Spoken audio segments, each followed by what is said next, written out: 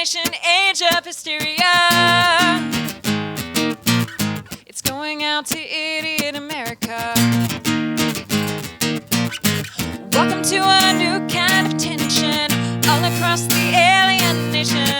Everything is meant to be okay. Television dreams of tomorrow. We're not the ones who meant to follow, for that's enough to argue. Today, we're talking about protest music.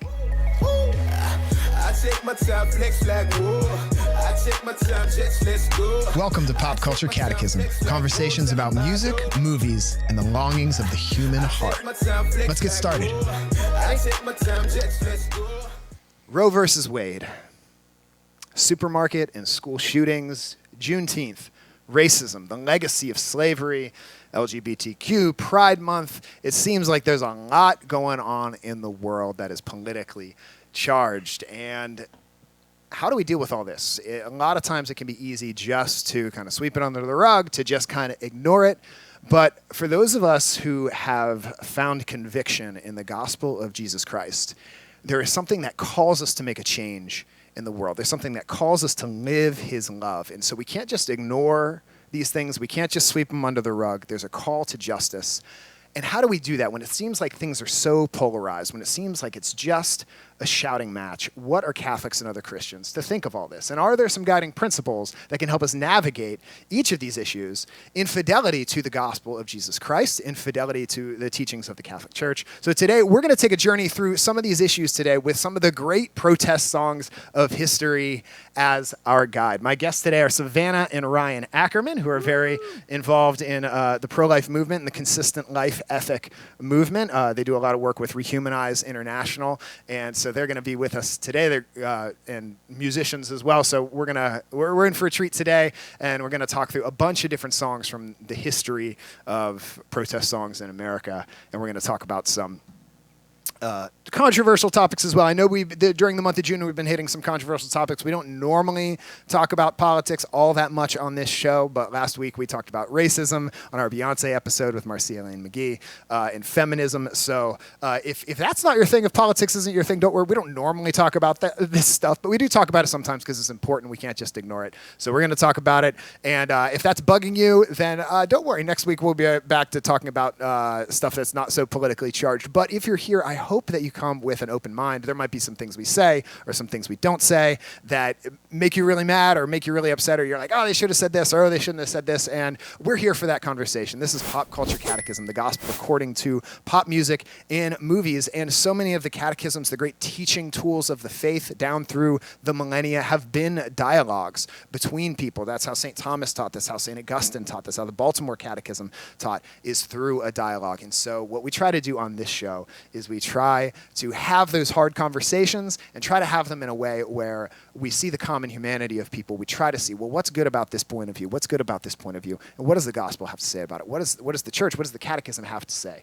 about it? So that's what Pop Culture Catechism is all about. So hopefully when we're done with this episode, you can, we're looking at all these songs and we're finding gospel themes in them. Hopefully when you unplug and you put down your phone, you put away your tablet, that you can go out in the real world, and by the end of this episode, you'll be able to have some actionable steps you can take to live the gospel and live God's love in your own life and to know that love in a deeper way. My name is Mike Tenney. I'm a Catholic speaker and worship leader from Washington, D.C. I spent over a decade teaching in Catholic high school education, teaching theology, and also trying to make it big as a rock star. At night now, I'm blessed to speak to thousands of people each year and lead music at various events all over the place, and also through this show, Pop Culture Catechism. I want to give a special thank you to those who support this show as patrons through popculturecatechism.com and the Awaken Catholic app. I want to welcome to the show Savannah and Ryan Ackerman. How you guys doing?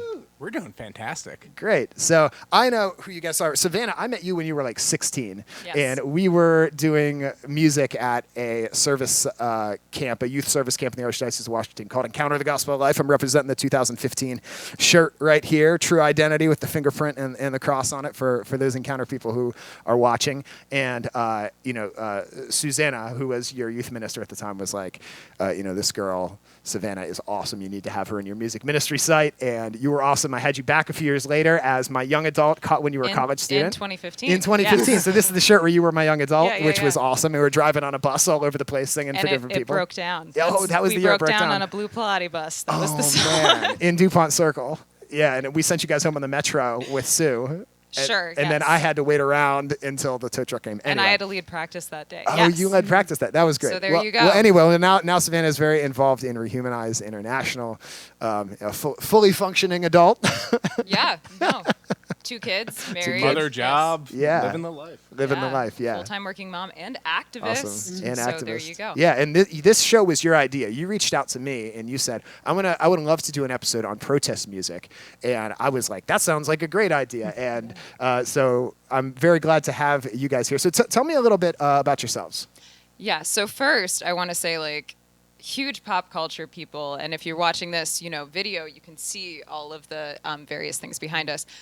But yeah, I feel like I've reached out with quite a few topics. And I, in my full-time job, I am a children and family minister, which you might call a director of religious education. I don't, solely because I want to focus on Jesus and ministry and getting out of that, like, this is all the stuff we need to do. So recently I've switched to middle school minister. As I said, I've been doing that about 3.5 years. My degree is in theology and catechetics, and I always say that's the study of God and how to teach it. And then how we connected was Ryan was doing full-time inner-city mission work, and I was looking into it, but I knew it wasn't quite the right call, and I had kind of decided that, but my mom was like, oh, my friend's son does that, and he needs friends. Why don't you go talk to him? And he's got tattoos. I didn't know that. It was, he doesn't have any friends back here anymore, and, he's in Pittsburgh, so maybe you should connect with him, which is exactly what you want to, lonely person, da-da-da. She was not expecting me. He was really, really cool and really cute. But what I think we really connected over and what struck me was I had never met someone else who was so into, like, the deep theology, the history of the church, but also really living the mission as the hands and feet of Christ. And I think that's fair in college, right? The ones who were really studying, really trying to get A's weren't the ones who were out doing the active ministry, and the ones doing the active ministry didn't have time to, study for their theology finals. And it was just kind of...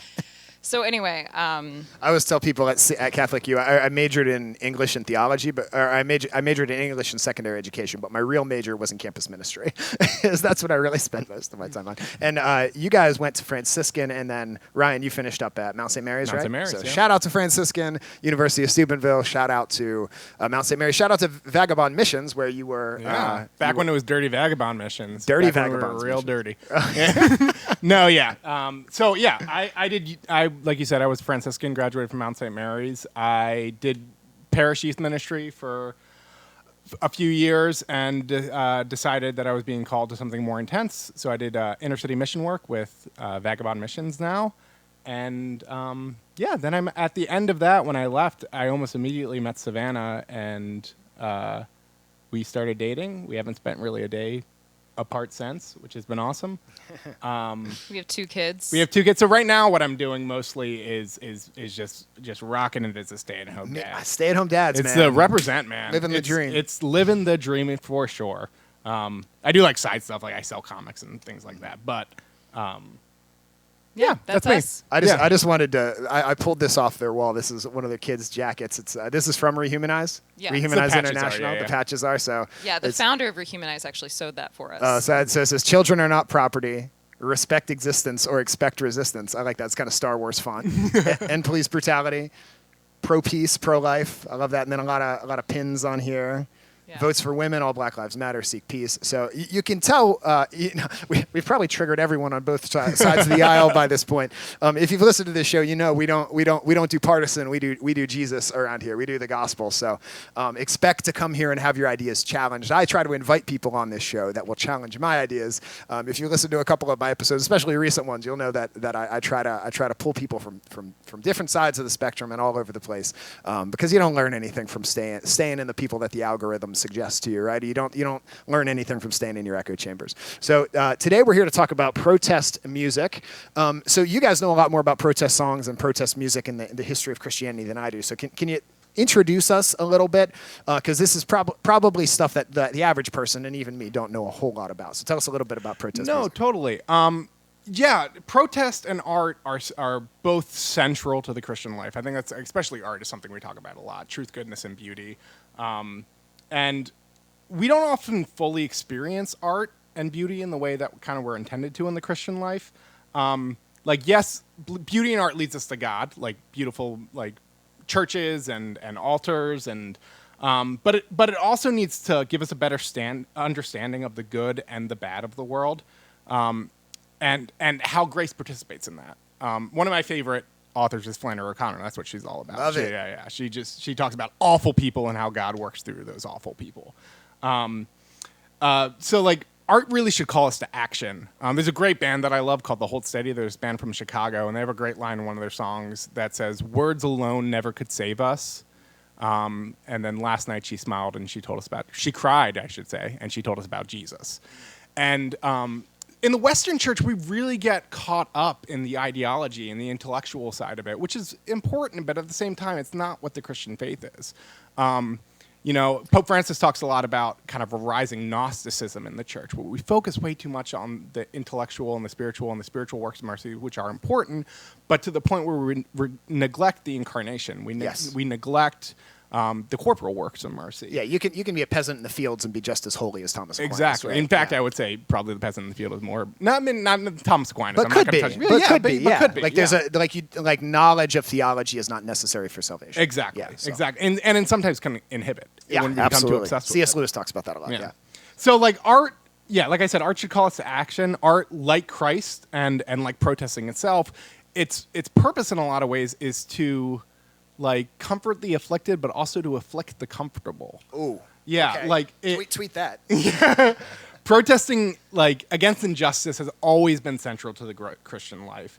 Like going throughout history, like this is a 6-hour podcast condensed into 5 minutes, but like if we look at scriptures, we look at the Psalms, we look at the prophets, especially we look at Job. These are all literature that is intended to protest. There are Psalms that explicitly protest worldly powers, and like Job, there are Psalms that protest God.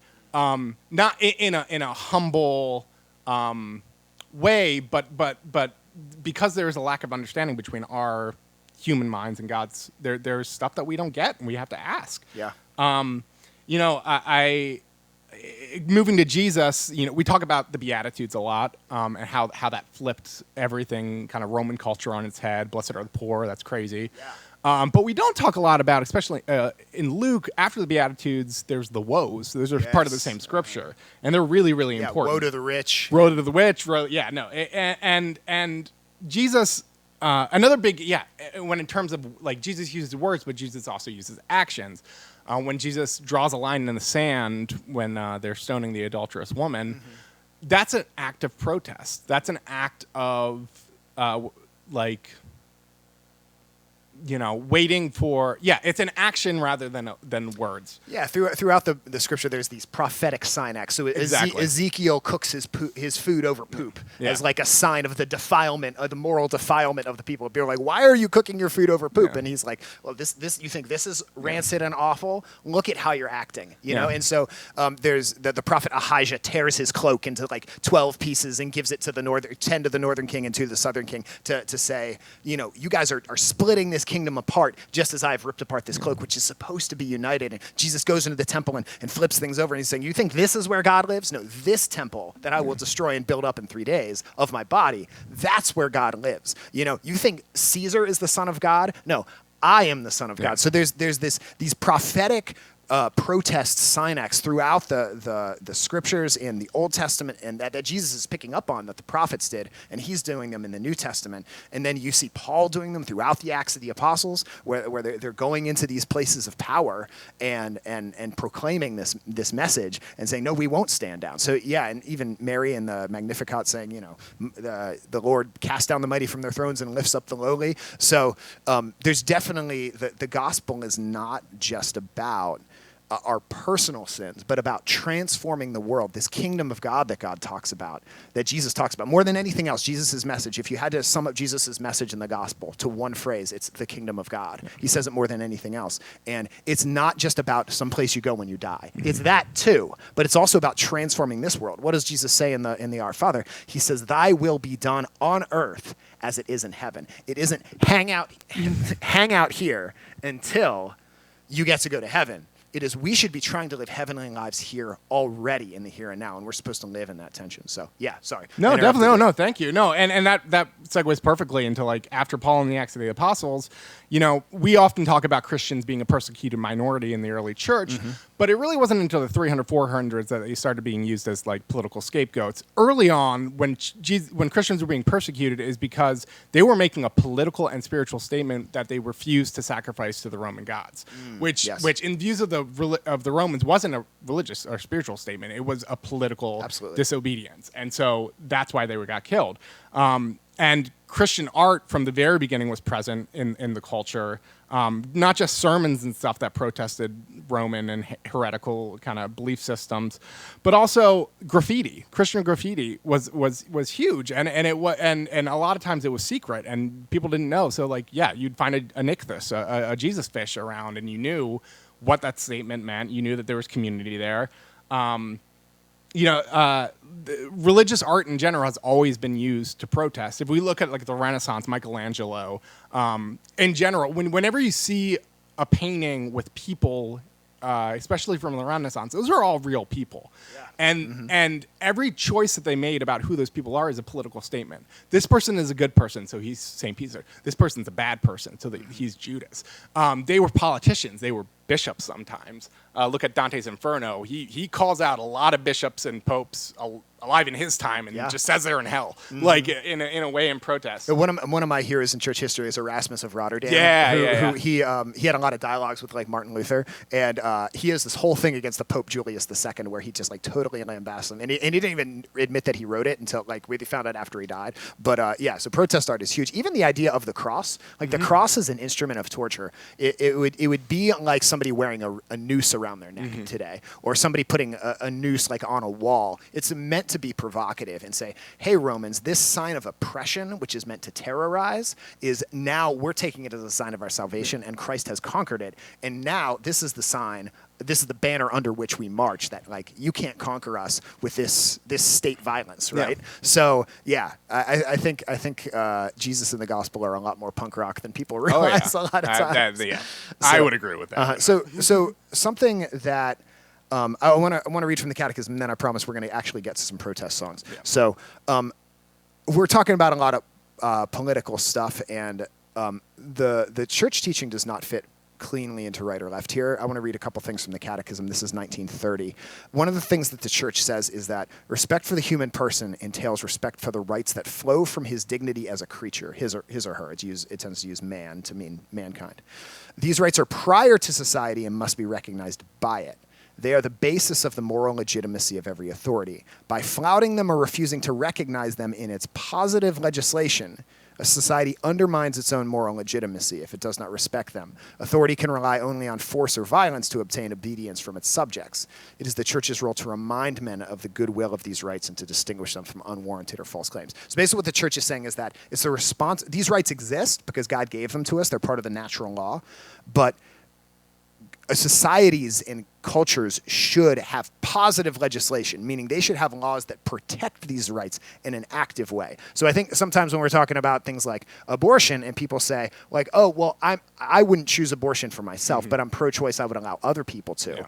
Well, the church says we should have positive legislation that protects the rights of all people. And that's why the bishops speak out on things like gun control and racism. And it doesn't fit into the partisan political polarity that we have. And that's one of the things I love about being Catholic is the church gives us a better lens to view the world than, like, the shifting sands that is whatever the left believes today and whatever the right believes today. And they're pointing at the other side saying, you guys are the problem. And that side's pointing back saying, you guys are the problem. And the church says, well, we are all one human race. We are all the problem and we're all the solution, and we got to work together. And that's one of the things I try to do on this show is say there's a grain of truth in everything, and we gotta pull together and work together. Yeah, the genius of Catholicism is be able to go into culture, take what is good, and elevate it to Yes, Jesus. absolutely. But as followers of Jesus, we need to disagree with every worldly political ideology because it's not Christ. Yeah, it's like we're going to agree with everything, We but gotta also take the disagree. good. There's good on the right. There's good on the left. There's good everywhere in between. Okay. But yeah.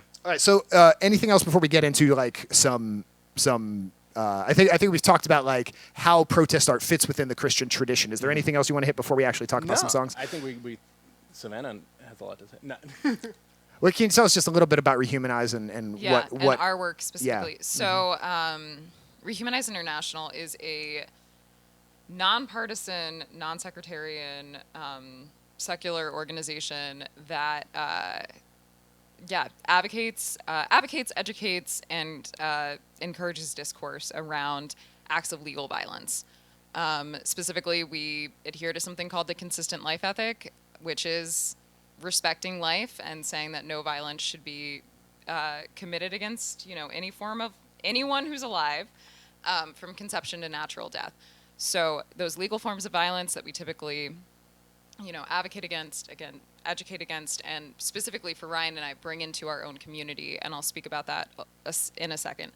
But it's things like police brutality, euthanasia, war, torture, which is the first topic we're kind of going to touch on alongside racism, and abortion and embryo destruction. So they're things you don't typically see alongside each other, but they're so needed. And it fits right into our Catholic faith in terms of, It fits right into our Catholic faith in terms of, we value life from conception to natural death as well. Womb to tomb. I love, oh yes, womb to tomb. I love this jean jacket you have on the back wall back here that says natural death to all humans. Exactly. It's just a big coffin. Yeah. That's awesome. Anyway, so, and that's also like, we started with Green Day, punk is definitely a big like protest, stick it to the man kind of thing. It's a little bit of a part of our aesthetic. That is very much like kind of the aesthetic. So talking specifically about us, we run and have started Rehumanize DMV, which is the local chapter of Rehumanize in the DC, Maryland, and Virginia area. If you're not from around here. Yeah, it doesn't mean the Department of Motor Vehicles. No. So around here you say the DMV. We're you mean- evangelizing there. Yeah, you mean DC, Anyway, Maryland, Virginia. So, yeah. we've started this local chapter. We're really focused on bringing this message into our local community. In just a year, we've been so humbled and so blessed by how it has grown. We have a member who's an atheist. We have a member who's Jewish. We have some Protestant members. And so seeing everybody come together, and that's, again, not following any specific religious creed, coming together in our belief that humans don't deserve violence enacted against them. And I actually just had a discussion with somebody from the diocese about, like, how could we apply that to young adult ministry? Do we need to cast a wider net? Because people coming together over this joint thing, which typically you're told, like, it's only a religious argument, particularly with abortion, right? Yeah. There's no non-religious arguments, and Rehumanize is like, well, actually. Yeah, well, and that's one of the things I love about, in philosophy, we talk about the natural law and the divine law. The divine law is the stuff that comes like from scripture and church sacred tradition and church teaching and the catechism. But then there's natural law, which is kind of the things we use our reason and our mind to understand. And you can look at all the cultures of the world. Every culture of the world has restrictions on violence. Every culture in the world has restrictions on sexuality. Like who you can have sex with, who you can't have sex with. Every culture in the world has, property laws and those sorts of things. And so looking at those, making arguments from that point of view, and that's really what our Declaration of Independence in the United States is based on, is the inalienable right to life, liberty, and the pursuit of happiness. And so I think there's a very powerful secular argument to make for this consistent life ethic, because if you look through the history of the United States, in the times where the worst catastrophes and worst dehumanization and crises and like sins and awful what's the word I'm looking for? Just like Atrocities. Atrocities is the word. Thank you. Atrocities. It's like, well, those people aren't really as human as us because, you look at the Trail of Tears and the way we victimized Native Americans, of course, slavery and racism. And you look at even President Obama in his closing speech, he talked about how, we've come to his closing speech at the end of his presidency, he talked about how we've come to understand that phrase of an inalienable right to life, liberty, and the pursuit of happiness. The wider we've come to increase that over time. Like Thomas Jefferson, who wrote those words, owned slaves. Yeah. And the more expansive we've made that over time and included everyone in it, the better our country has been. And the more we've restricted it, the more our country has been guilty of some awful atrocities. And so now we're applying that to things like all the things you just mentioned. And so I think there's a very powerful secular argument to make. And I think we see this in some awesome songs. So the first one I'm thinking of is What's Going On, which is Marvin Gaye from the 70s. It was part of the civil rights movement. It was also part of the anti-war movement in Vietnam. And also it got remixed by what they call I think they called it like the 2001 All-Stars after 9/11. And they had like the guys from NSYNC and Backstreet Boys and Britney and Usher and U2 were like singing on it. So that was like when I was in college. But there's lots of other great songs. Get Up, Stand Up by Bob Marley. Say It Loud, I'm Black and I'm Proud, James Brown. More recently, Kendrick Lamar, We Gon' Be All Right, which he did at the halftime show a few months ago. Changes by Tupac. I still see no changes. I love that song. And Things Will Never Be the Same. I don't know if you know that. That's from the 90s if you're into Tupac. Ike Ndolo, who's a Catholic artist, he did a song with Common Hymnal called How Much Longer, which is a great protest and could even like work in a liturgical celebration. How much longer till we sing a new song? Great song.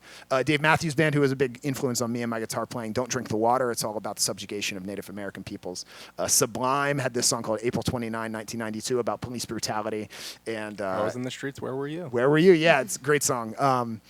And one that just hits me to the heart is Sam Cooke's Change Is Gonna Come. Just he talks about going to the movies, and he goes downtown, and people are telling him, don't come around. And the first time I really became familiar with that song was Gavin DeGraw had a cover on it on his live album. And I was just like, when you hear a white guy sing that, it's like Gavin DeGraw being like, oh, I'm so hardcore and I'm so bad. But then you hear Sam Cooke sing it, and it's like, oh, clearly this is about racism. And clearly it hits differently. So we have this a great history of songs protesting this violence and this anti-racism. So let's talk a little bit about some of those things. So what do we as Catholics, as Christians, what are some things we can do to try to respect the fundamental human dignity of people when it comes to the violence, police brutality, the war going on in the world, like with Ukraine, what's going on in Ukraine right now, where people in Russia are saying, oh, these Ukrainians, they're like Nazis. They use this dehumanizing language. How can we, what's our response as the average just sitting in your house, listening to this stuff? What's our response? What do we do? I think one word that you use there, which is maybe the most important, is language. It's how we speak. John Paul II is all about culture, the culture of life. How do we build the culture of life? The first step to building a culture of life is watch the language that we use. Watch how we dehumanize other people with our language, and then that can be that's added to by positive expressions of life through art, through community building, through church, through Mm-hmm. Yeah, and Pope Francis uses a similar phrase. He talks about the throwaway culture. There's the culture of life, the culture of death. Yeah. And the culture of death, Pope Francis kind of talks about the throwaway culture and how sometimes our economy or the way we treat the environment, or certainly the way we treat the vulnerable, the poor and the unborn, we treat people as things that can be thrown away. I don't know if this is from John Paul II, but it's definitely from his ideas, is this phrase: you should always love people and use things. Never use people and love things. And this idea that a person is never to be an object of use. And that's such a guiding North Star when it comes to our sexuality, it comes to our social activism. It's always a person. We always come back to this human dignity of the individual. That person is precious. They can never lose their dignity. Even if the laws change, they still have that dignity. Yeah. No matter what the law says, they have that right. So yeah, I love that.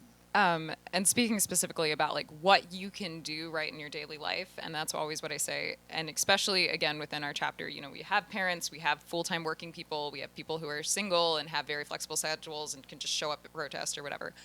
A lot of us are not going to be the ones on the front lines talking to the media, doing that kind of stuff, but specifically with this idea of language, right? Using person-first language, so it's a man with dementia, not a demented man, something like that.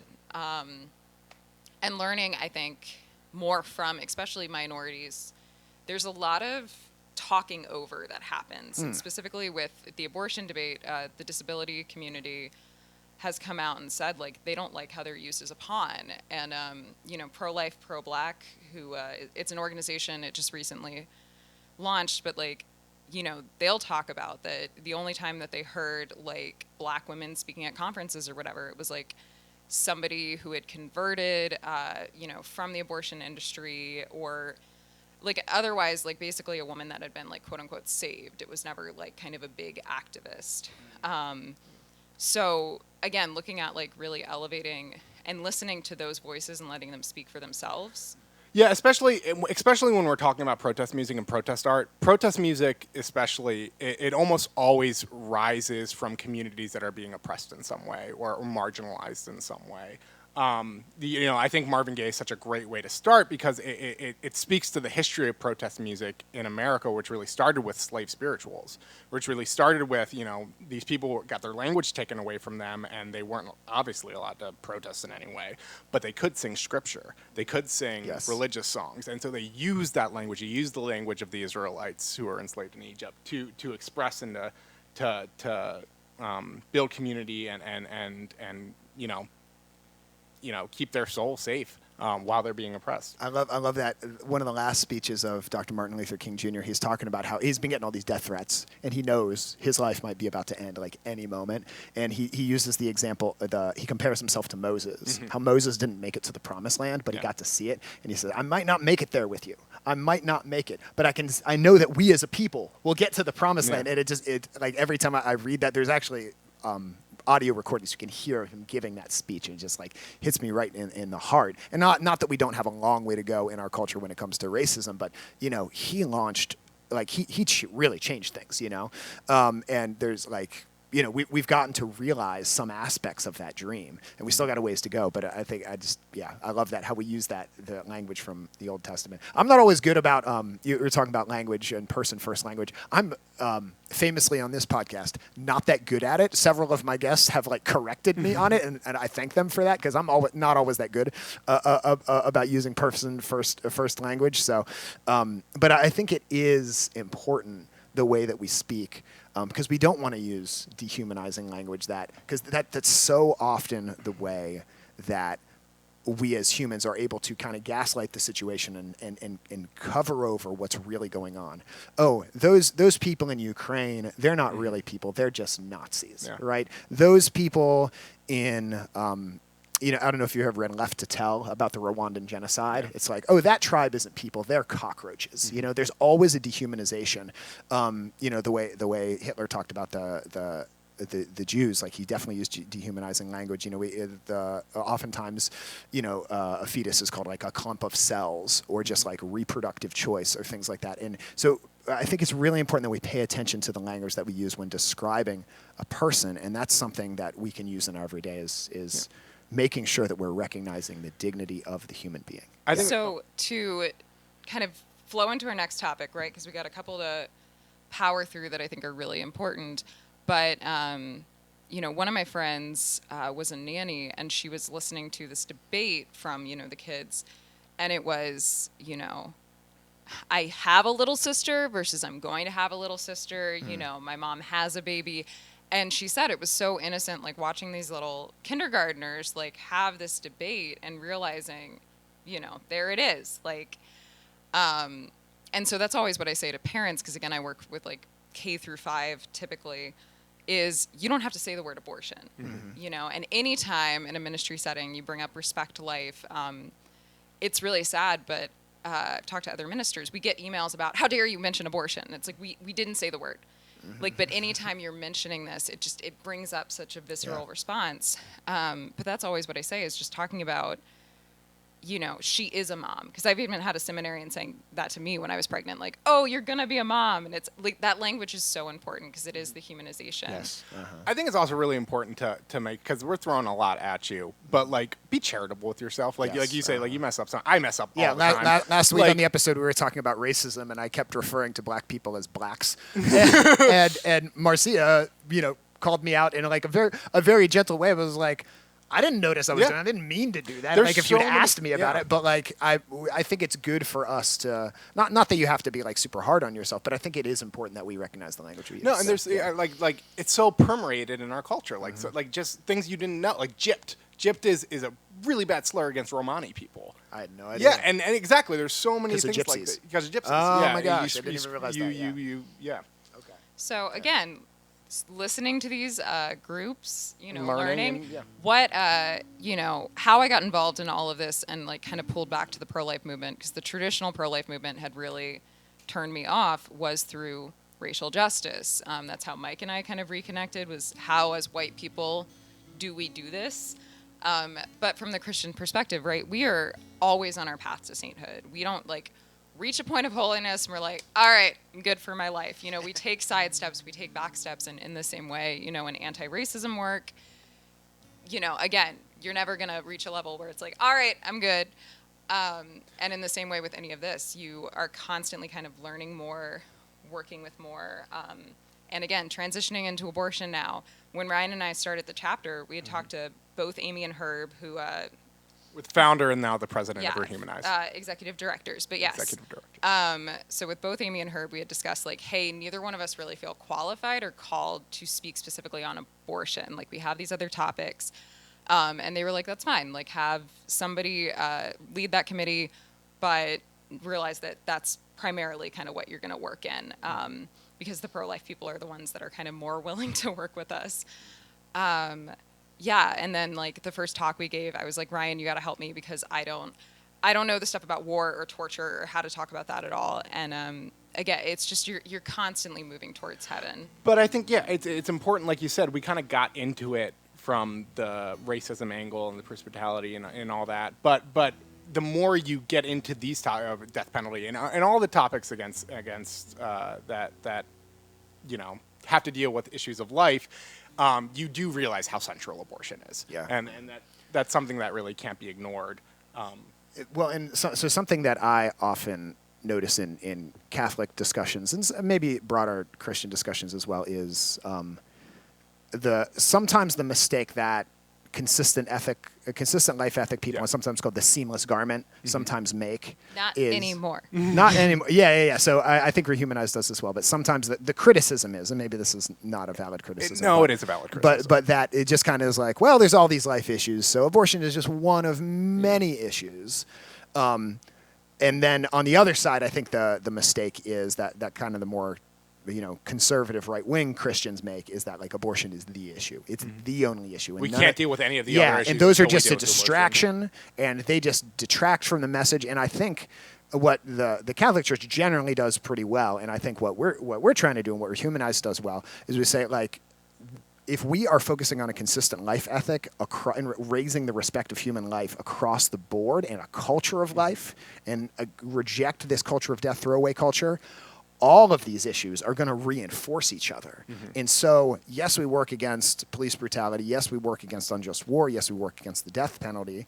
Even though there's more abortions every day than there have been executions in this country for the past 40 years. So those issues I don't think are equal, but they're both important and they're both valuable. And so we can't go on the one side of being like abortion is the end all and be all, but we can't go on the side that we're just like, it's just kind of, whatever issues, speak to you. Like they're not, there is I think there's a hierarchy, So for sure. And to answer that, so I am all about, again, the catechesis, here's the other resources.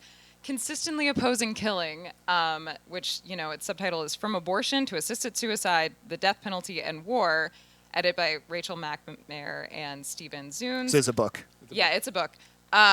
Anyway, this is from the introduction, the last line, right? The consistent life ethic, which is used by people who actually mean it, does not water down opposition to abortion, but strengthens it. It puts it in the category of violence where it belongs. Oh, yeah. And the thing is the consistent life ethic, yes, like we're a secular organization. Yes, we have people of every belief, of every background who work with us. But it is really rooted in Catholic social teaching. Yes. It's where it arises from. And if you disconnect any part of Catholic social teaching to the rest of it, you're disconnecting it from Christ. Yeah. So before we move into abortion, there's two things. One, the first song I ever learned on guitar Guitar was a protest song. My brother taught me this when I was like in 7th grade.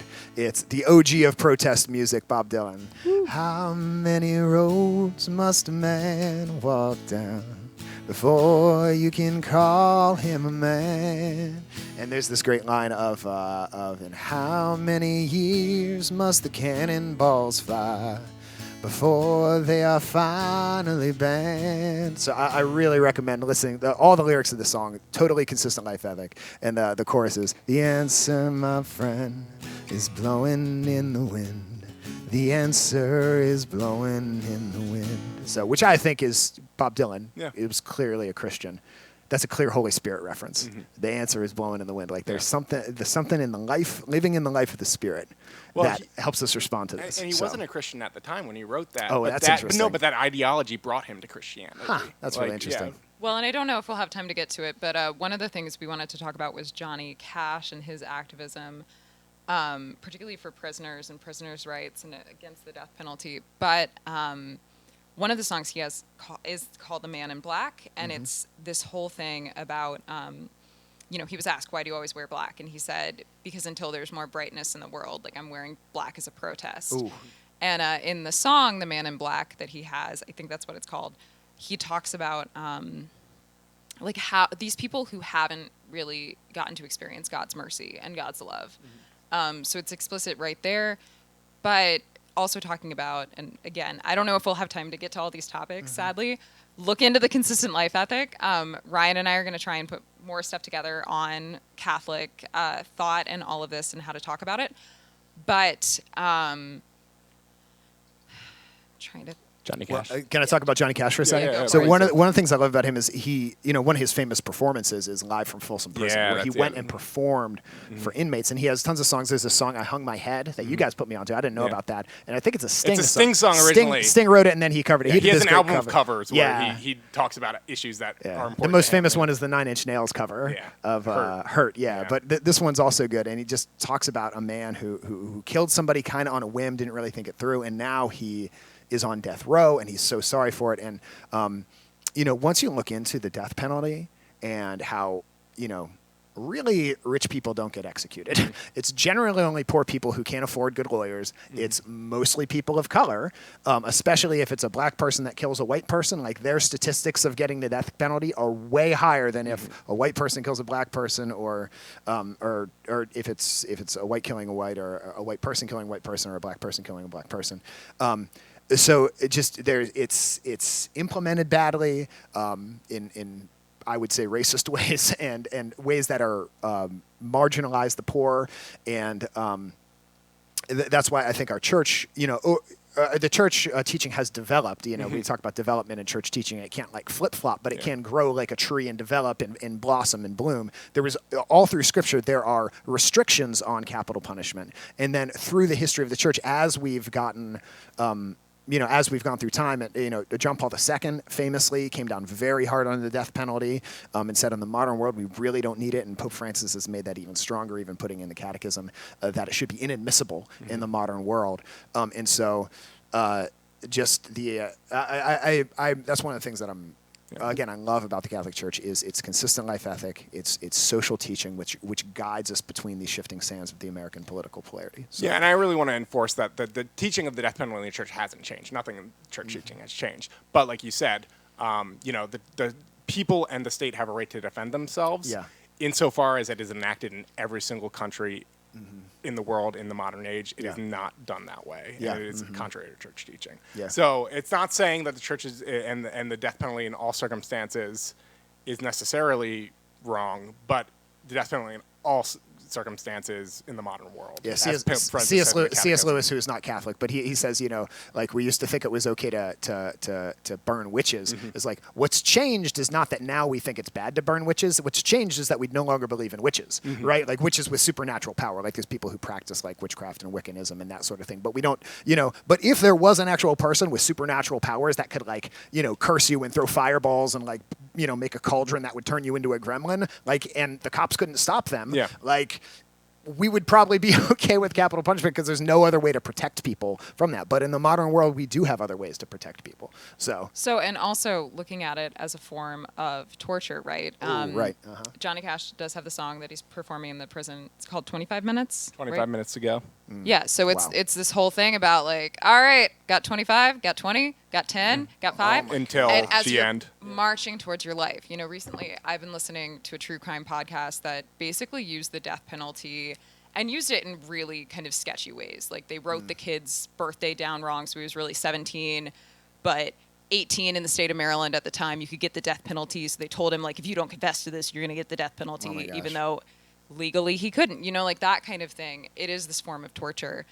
And the Catechism does say, torture which uses physical or moral violence to extract confessions, punish the guilty, frighten opponents, or satisfy hatred is contrary to respect for the human person and for human dignity.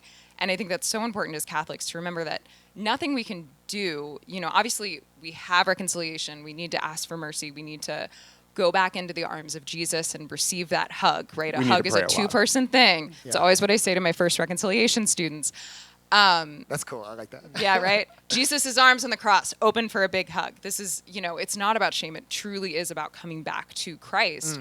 But in that same way, like, we need to model that forgiveness. So again, when talking to parents, you don't have to mention the death penalty, but you can, you know, I accept you're sorry, even if it's hard. Like, I might not totally, you know, trust you again or whatever, but yeah, the importance of, for our own sake and for others, like, not holding on to that. Yeah. There's a difference between forgiveness, which happens on your own part, and then reconciliation, which happens between two people, and then the releasing of certain boundaries, which is a prudential judgment. So you can forgive someone without them forgiving you, and that's just called forgiveness. You can reconcile with someone, which is where you both forgive each other, and then you can still have boundaries in place. Like if somebody's an abusive person in your life, you can reconcile with them and still have firm boundaries. And we can still do the same thing. We can forgive a violent criminal. We can reconcile with a violent criminal and still say, it's best that you were in jail right now. It's best that you receive these treatments right now. One of my best friends is in jail right now for some awful things that he did, and I love him, and I'm in communication with him, but I think he needs to be in jail for the things that he did. And so I think those three things often get confused for people. Sorry, go ahead. Yeah, I was also, one of the songs that we'd originally proposed kind of in doing this was I'm Not Ready to Play Nice by the Chicks, formerly the Dixie Chicks. Can we sing a little bit? Sure. Yeah, so...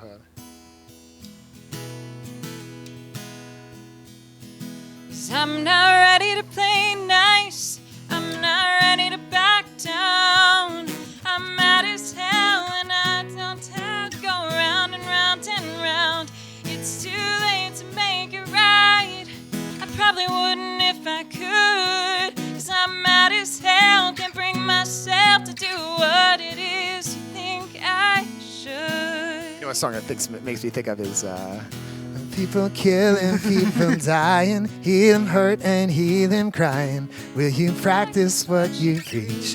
Or would you turn the other cheek? Father, Father, Father, help us. Give them some guidance from above. These people got me questioning, where is the love? Yeah, same chord progression. Sorry, I'm a music nerd. Anyway, I don't see those chord progressions. Yes. Yeah.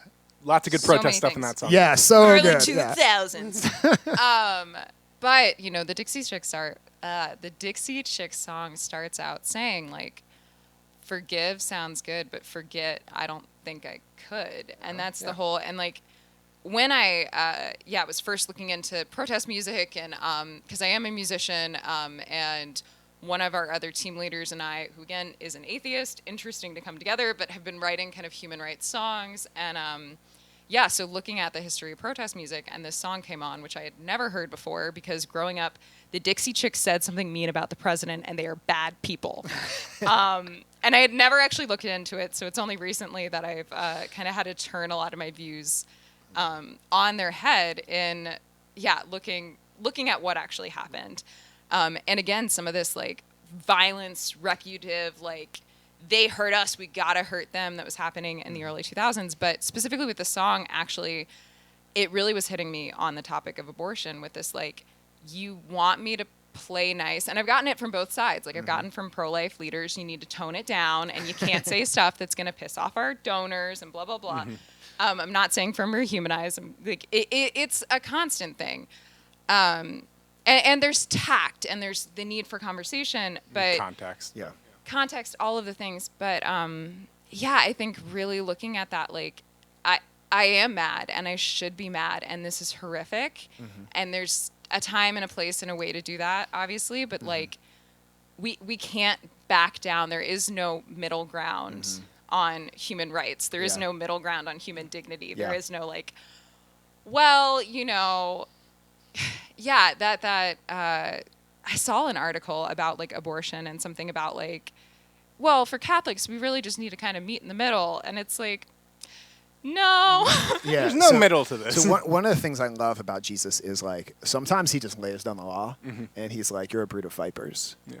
Like who told you? You know, like, and he just is like straight with them. But then other times, like he reads the context and he knows what message is going to speak next to people, because people say, well, who's my neighbor? You say I should love my neighbor. Who's my neighbor? And he doesn't just come out and say, well, even those Samaritans that you hate are your neighbor. He says, well, a man was walking from Jericho to Jerusalem, and he tells them this story and draws them in. And that's why he's so often spoke in parables. And he tells his disciples, I often speak in parables so that people like don't understand right away. They have to think about it. And I think we as people who are trying to preach a message which isn't popular with either side is sometimes, we definitely need to be unapologetic. We don't want to water it down in a bad way. Although I don't think watering down is always a bad thing. My friend Kyle Heeman, who was on the episode we did on Rage Against the Machine, he says, we water down medicine to give it to children. Like, it doesn't mean you're getting less medicine or getting less than you need. It just helps them to receive it. So there's such a thing as crafting the message in a way that people can receive that is not doing any disservice to the message, that isn't compromising. And Jesus did it the same way so often with his parables. So I think we can...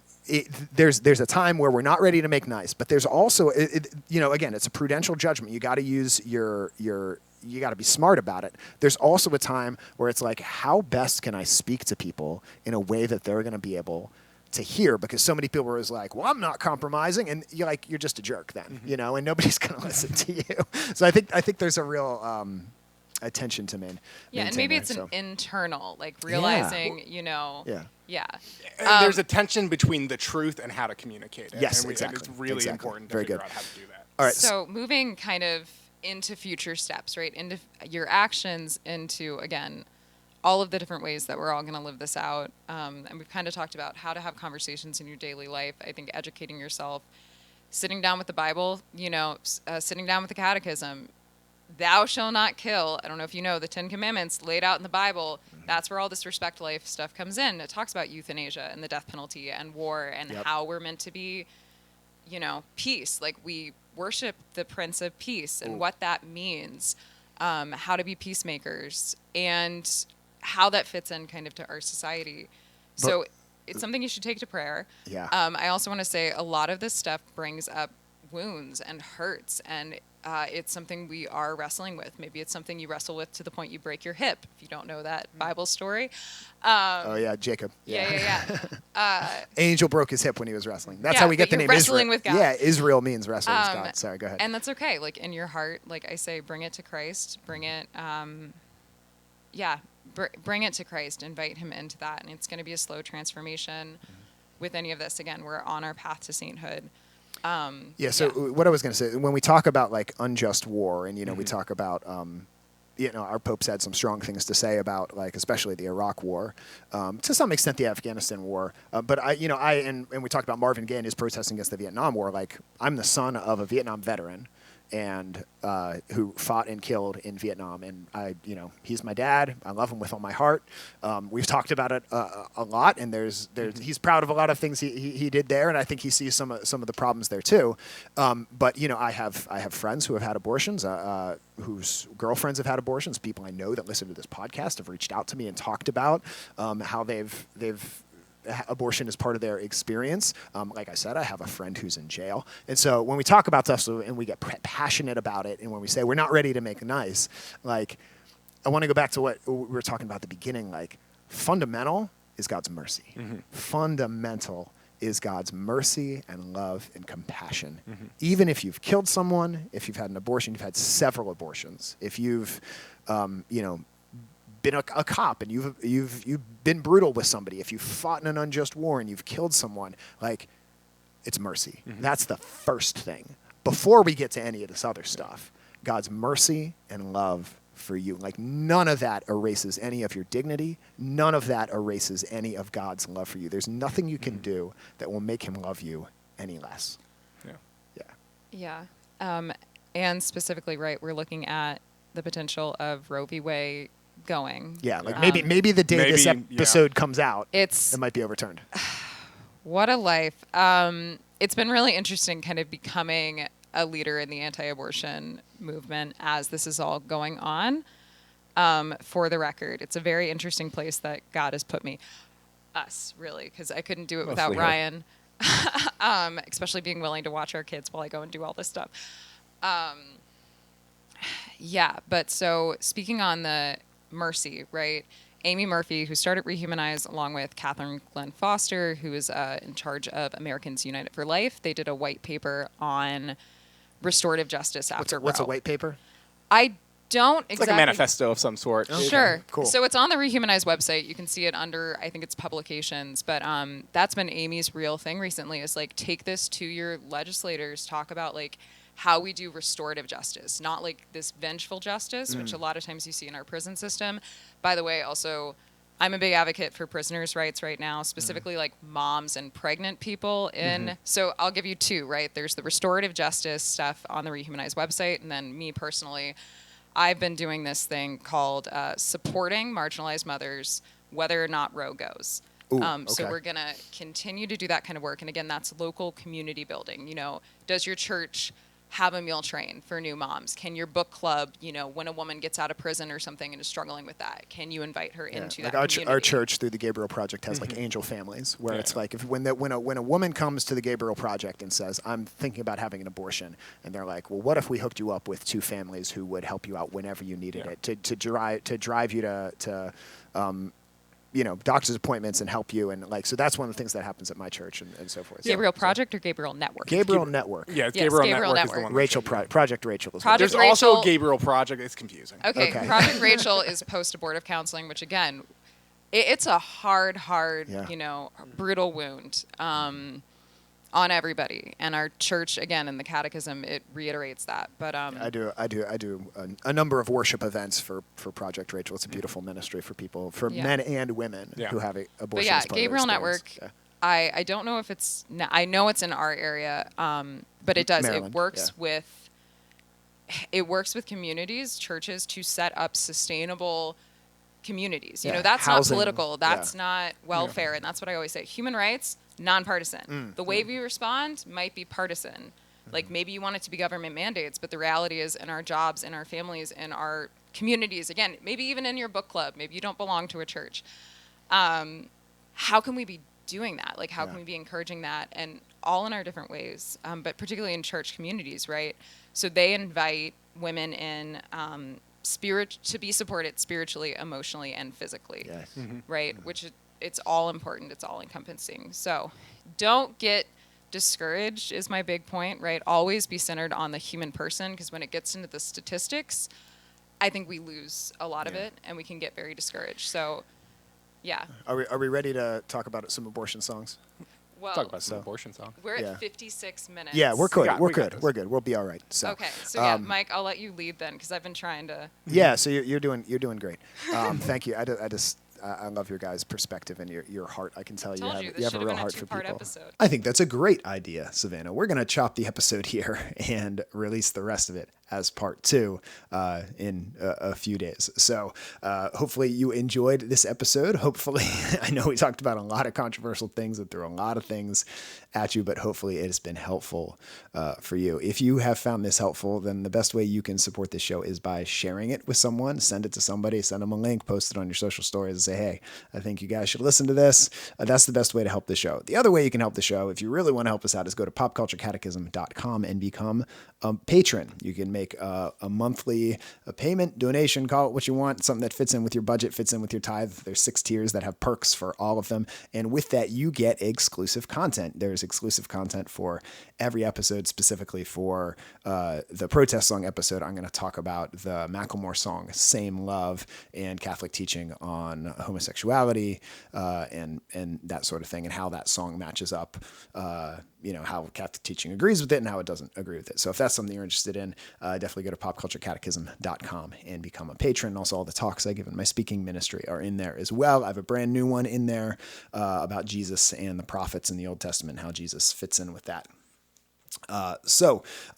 You can also download the Awaken Catholic app. Awaken Catholic is the organization that runs this podcast. They run a lot of other awesome podcasts, and that app is a free app, and it's kind of a hub for all the shows, but also it's a great just social media space. That's kind of an alternative to some of the more toxic things that go on some other social media platforms. There's a great Christian library there that is trilingual in English, Spanish, and Latin. Great Christian music library that's growing all the time. And then if you're a premium member, a patron on one of the shows, then you get access to all sorts of premium content, including all the stuff I mentioned, but also much more. So thank you for listening. Be sure to tune in to part 2, which will be out very shortly. God bless you. We love you, and we'll see you next time. And a special thank you to our patrons who make this show possible, especially Carl and Melissa Gore, Lisa and Bob Tenney, Steve and Maggie Hubbard, Rob Smith, and Tom and Emily Camberiotti. Thank you guys who make this show possible. Peace.